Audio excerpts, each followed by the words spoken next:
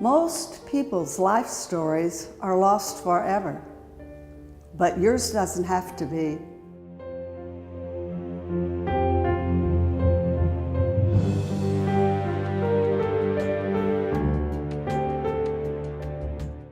Good evening.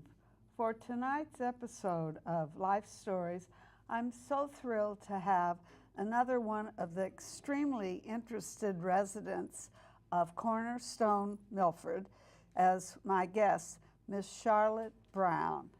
Mrs. Charlotte Brown, excuse me. Mrs. Charlotte Brown, who's going to tell us her story of her very, very interesting life. To start with, can we start with first where you were born and a little bit about your parents, and then any interesting events or things that happened to you in your early childhood that you'd like to talk about? Well, I was born in the Lower East Side of Manhattan, and I lived there till I was 18. My parents are from Russia, and my father was in the Army, and then when the revolution started, that was the in point. Russia? He was in the yes. Russian Army. In the Russian Army. Oh, I'm sorry, of course. No, that's... And he escaped from the army. It was chaos, as you can imagine, at the beginning of the revolution. And my parents then left to come to America. They lived in, I think it was called Minsk. And they went to Odessa and then came to America, where they were sponsored by his sister. My father opened a barber shop, and we lived on the East Side for, as I say, until I was 18. I graduated from high school, I say 15. I was 15, but only 2 months short of 16. So maybe I'm cheating a little. Because in New York at the time, you could skip half a grade. So I skipped 4 times, half a year, which is much easier than skipping a whole year, I have to admit that. Oh, that was a good idea. Yeah. I've never heard that before. Yeah, That's like very interesting. The first grade was 1A and 1B, and then 2A and 2B, and if you were very good in the A, they felt you didn't need the B, the next part. I enjoyed school. The only trouble was I think I was too young for so many things in high school because I never went to a dance or anything. I was 2 years younger than everybody. But I did meet my husband when I was 14. I was a counselor at a resort. And I was 14, yes. And he came up to drop off his parents for a week. And he said when he saw me, he decided to stay for that week.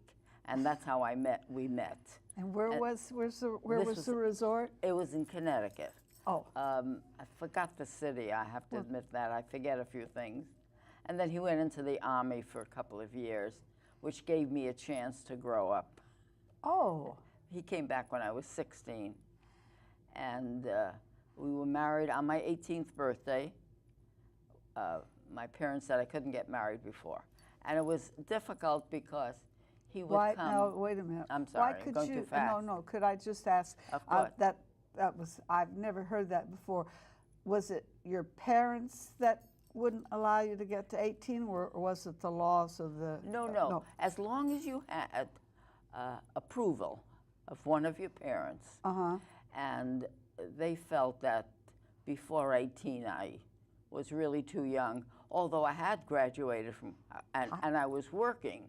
Oh, where were you working? I was working as a bookkeeper on, I remember, 28th and 4th Avenue. I never forget that. In New York? Oh, wow. Yeah, in Manhattan. Oh, yeah. wow. So that was interesting. Of course, Manhattan was different. Right. That's a long time ago. It's probably safer. Yeah. Well, yeah. I never ran into any of the gangsters that were all around. I think most of them knew my father, and they were very careful with the Gutzeit, which is my maiden name, with What us was girls. what was your maiden name? Gutzeit, Gutzait, and I never could find another person with that name. That is a very unusual name. It is an unusual name, and he had no brothers, and he had no sons because my parents had 4 girls. 4 of you. 4 wow. girls, and my parents only spoke Yiddish and Russian. And when my mother went to the hospital with my first sister, as I said, we're 4 girls, she couldn't speak English, and she found it so difficult that the next 3 girls she had at home, of course, including me. Okay. When we were in school, my mother was very adamant about learning English. She wouldn't let us speak to her. We could all speak sort of broken Russian? Yiddish, Broken but she insisted we speak English. And I do remember one incident.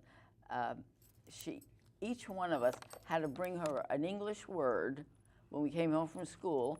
We'd write it on the wall, in fact, in chalk, so she can see the spelling, and we'd explain the word so that she was she wanted to be an American citizen so badly, I do remember. And then finally she did become an American citizen. And then my father did too. He said, my wife can't be a citizen and not me. I remember. Oh, that I even remember. What a brilliant woman. Yeah. What a great way of learning a language. Yes, yes. And she would take all 4 of us girls to the library, which wasn't too far. Every week, we could take any book we wanted, and all 4 of us became avid readers, really. Do you still read today? Yes, yes. I have a Kindle. I find a book too heavy for me now. Oh, okay. But I have a Kindle, and the first thing I did, in fact, when I moved to Massachusetts, is I got my library card and I registered to vote. The 2 things, the first week I remember that. And we all love to read. Yes. And so yes, I'm sorry, I'm not giving you a chance. No, I know. But back to your wedding. You were 18 when you married, and what was your wedding like back then? Well, it was very religious. My parents were religious, and was there a temple close to you, or? Well, it wasn't in a temple. It was wasn't? in like a hall. Oh, really? And that had affairs on the east. But I had 3 different rabbis, and the bride would sit at the end of the hall, like on a throne. And really? Everybody in front of you would be dancing or doing whatever until we had the ceremony there. And you probably don't know too much about the Jewish religion, but a bit, but no, yeah. The groom steps on a glass. wine glass. Oh yeah, I've been to Jewish weddings. Okay. Yeah. And then we were married and moved to Connecticut, where my husband was from. And what part of Connecticut was that? Well, let's see, Milford, Connecticut. Oh, Milford. Isn't that interesting? And now you ended up in Milford. Yes, so many times I say I live in Milford, Connecticut, and of course I live in Milford, Mass. How long did you live in Milford, Connecticut? We lived there 30 years, and I had 3 children, 2 boys and a girl. What did your husband do there? Well, first he had a furniture store, a small furniture store, and then he always loved antiques. And he would save antiques, and mostly china and glass, and he knew everything there was possible to know. He studied it. Right. So we're going to show a picture of the glass that cranberry glass. That cranberry glass that you have that great collection of. Yes, it is. Okay. So anyway, back to his furniture store and the antique. And he saved the antiques until he opened a place in when we moved to Florida. Oh, you moved to Florida. Now, how old were your children? Did they well, were Yeah, well, what happened was I had 3 sons, and no, Three two sons? sons and a daughter. Sorry about that. Oh. 2 sons and a daughter. And when the last one went to college, we made up that we would move to Florida, but not until they were all in college? in college and all settled. And my oldest son, he married a lovely girl named Joan. He was a financial analyst and in management. I believe it was management. And then they lived in Hopkinton, and they have 1 son who now lives and works in Idaho. Then I had a daughter who was an artist, but she has since passed away. And then, I'm sorry, it's hard to lose a child. yeah, it's difficult. A mother's not supposed to go second, but. Anyway, your daughter was an artist. What type of art, and where did she practice art? Well, she went to an art school in Connecticut. Yes, in Connecticut, and then she moved out to Tucson, Arizona. She did real. It Landscape? looked like a picture. I know some people. I could never understand modern art, Oh, right. nor could Right. she. But it was interesting, and she did a little work and sold from galleries sometimes. And then I have my younger son is an architect. He lives in Lexington. His wife is Susan Krupp, and they have 2 boys. I don't know if I mentioned they live in Lexington. Yes, you did. But- His firm is in Cambridge. Oh, okay. An architectural firm? Yeah, Oh. yeah, a very nice one. And they have 2 sons in college. In fact, the older one right now is in Israel. I think you could call them an apprentice.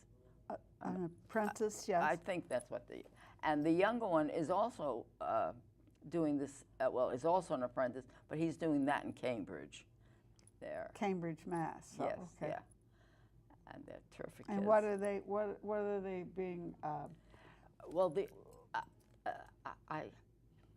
they explained it to me many times, and I still could not repeat. I mean, It must be to do with some of the new, the technology. like robotics. And, Yeah, the youngest one I know is working with a robot. When he sees this, he's going to say to me, "Grandma, that's not what I said."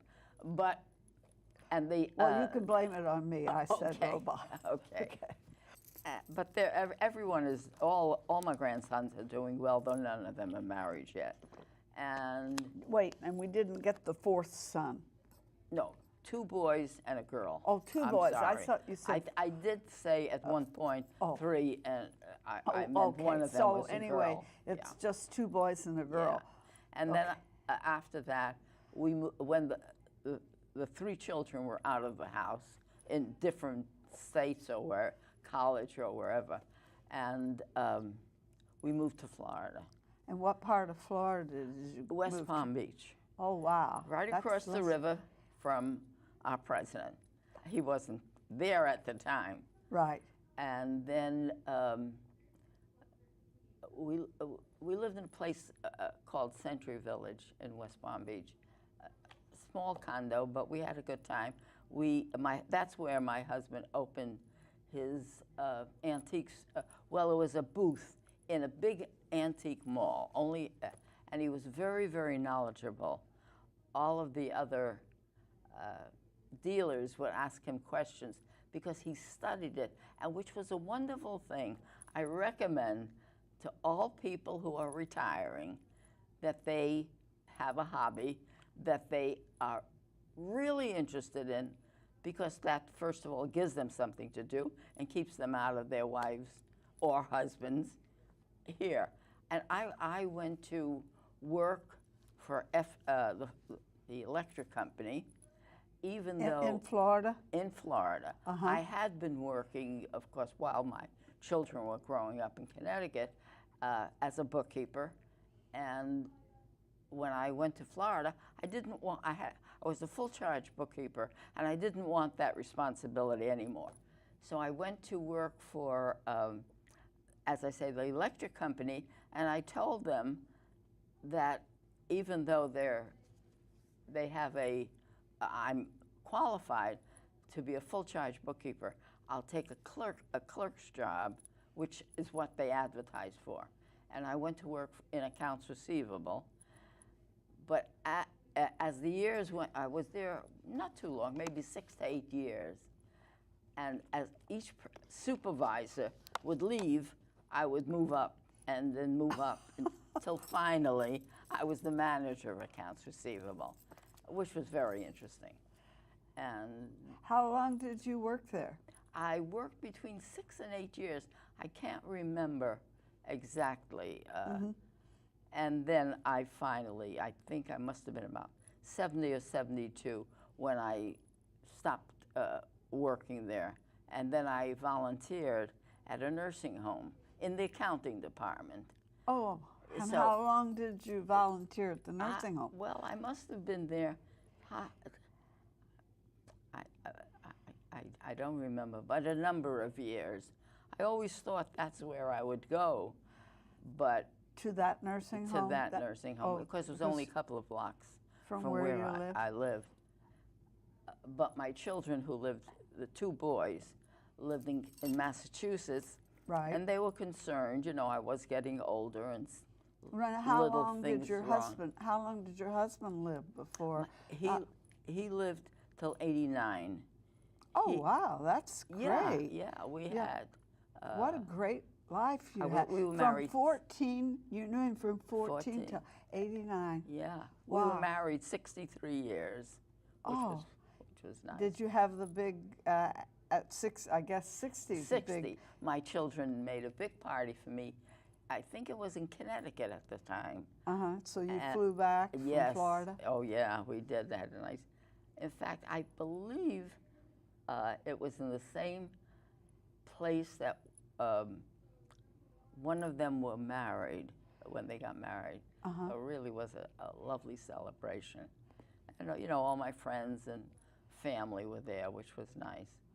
And then after he died, I I did hope mention that I volunteered. he didn't have a long illness, I hope. No, well, he had myasthenia gravis. I don't know if you know what that is. It's a disease of the muscles, Right. the involuntary muscles. But he managed well. He took care of himself. How long did he suffer from that? A number of years. Oh. I don't remember exactly. But He was still able, did he play golf or? no, Oh, no, no. but he could still read, and he was reading his antique books always. And I would drive him down. We still had The the antique booths, shop? Oh. yeah, because he could still walk around and buy constantly. He bought more than he bought. He bought more than he sold, rather. But he loved it. He just loved it, and then You were so right. The one thing that we should say, I wish you'd say again for anyone watching the show, I think it's extremely important for people to have some hobby or Yes. have something of great Yes. interest when they retire. Yes, very, very important. And I realized that when he was he was always busy because he could always read. No matter what he could do, even when he couldn't drive anymore, I would drive him around. But, and he just loved antiques and was, as I said, extremely knowledgeable. Everyone would ask him questions. He knew when a piece was made, how it was made, who made it, and Oh, how interesting. yeah, I I would really love loved to, it. I have some things I'd love to have him around to answer about, But that's, people would ask me questions and I wouldn't know. of any- course, yeah. But just before he died, he fell over a rug, broke his leg, and he was in the hospital a week. He was in rehab 1 week, and he passed away. So I realized for him and for me, it was It was a blessing. It was. He was 89. He had done all the things he really wanted to do. And hospice came in, and they were absolutely marvelous. They were marvelous to him. They were marvelous to me. And I truly did appreciate all the help that they give you. I can't believe that they could. I mean, I do believe that they were so compassionate.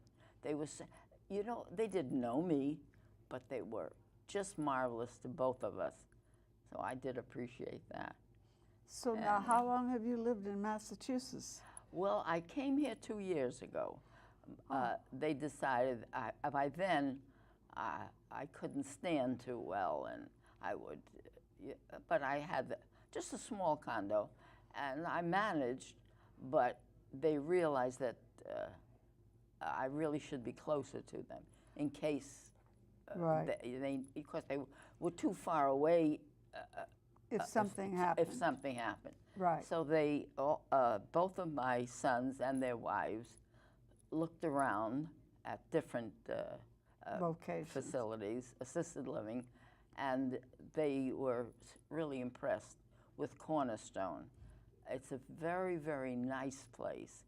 The people are very kind and very helpful and always cheerful, and I don't know how they can do that because, you know, when you get old, you get cranky, you don't feel well, but everyone has always been just lovely. What few times I've been there to visit, I have felt the same way. It's like everyone was so smiling and friendly, and what I thought was really interesting was all the programs that they offer to keep people interested. They do try to keep your mind going. We play many games. And there's always something that you'll find of interest. Everyone has a different interest. They encourage you to come to the dining room, and the dining room is wonderful because they try very, very hard to accommodate you. You know, you can't take 100 different orders, but you can adjust things as much as possible. They do. They really do. And all of the people, I don't even want to single out anyone in particular because each one of them are really wonderful to me. That's great. Yeah, I could tell that it's a lovely place, and it has such a nice aura. And when you walk in, it has a refreshing aura about it, and it's very homey. Right. You Right. know. Right. One Well, that's of my great. daughters. So what are some of the interests that you do when you're there? Well, I have a Kindle because the book is either too heavy for me, right, or the print is too small. And I don't enjoy large print. Well, the books are too heavy. But I have a Kindle, and as I said, well, the first thing I did with the library card. So I get the Kindle e-books onto my Kindle, and I get them from the library, all the books from the library. Now, do you join any of the book clubs that they've had? Well, they have an audio book club because sometimes it's difficult to remember if you read a chapter, and then, of course, you're doing so many other things. So what we do now is we pick, the last one we did was on the Roosevelt family. On the Roosevelt family. Oh, okay. Starting with Teddy and President, the second, Franklin Delano Roosevelt. Right. And all of us went through that period, so it's familiar to us. All the and plus, there's other things that we didn't even know about them that bring. And then we have a discussion after that period, which is wonderful. Oh, that is wonderful. Yes, our the young lady who takes care of that is very, very knowledgeable. Very knowledgeable. Oh. In fact, I hadn't gone to college, and I said to her that if she had been my teacher, even if I didn't have money, I would have found a way to go to college because I always loved to to learn things, and she makes everything so interesting, so interesting. That's fascinating. That is why you're so vibrant and knowledgeable today. I can tell that from everything. And what? So do you have? If someone were to ask you, what do you attribute your healthy life to? Is it from being able to read, or? Well, reading teaches you so much more than you think. I remember when my oldest son started to read comic books, and I was very upset because he would read books, but comic books. And I was talking to another lady whose son really was very, I don't know if you ever heard of the $64,000 question in New York they had. Yes. And he had won that 64. Oh. He was really brilliant. And I was discussing the fact that all of a sudden Ken was reading comic books. She says, as long as they're reading, they will go from this to the next to the next. A habit of reading is wonderful. Right. And so we always, he kept on reading and he did well. So. That's great. One other thing that you mentioned, something earlier that you talked about, was that your husband had been in radio when he was younger, and the fact that you were in the theater. Well, it wasn't I have exactly a love of theater. but well, when he was younger, until his voice changed, he sang on the radio. This was in Erie, Pennsylvania, when he was much younger, and he would be in he had his own program, in fact. Of course, we didn't have television in those days. And he should have mentioned that before he went into the Army. He trained to be a navigator, but he got sick when he went in a plane. So, but he was in some shows, in fact, while he was in the Army. And then at our temple, whenever we would constantly be putting on plays, and although I don't sing or dance or do anything, I did a lot behind the scenes, and I was in a few of the shows, but he was in every one of them. Oh, really? Yeah, he was tall, good-looking, charisma.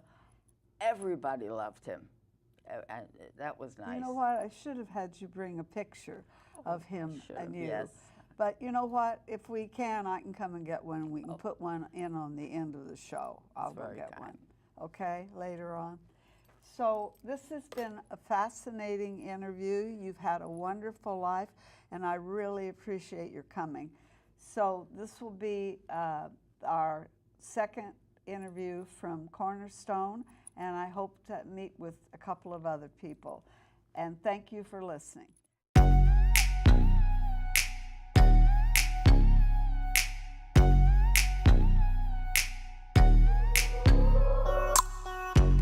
Tell me what you like, what you want from me.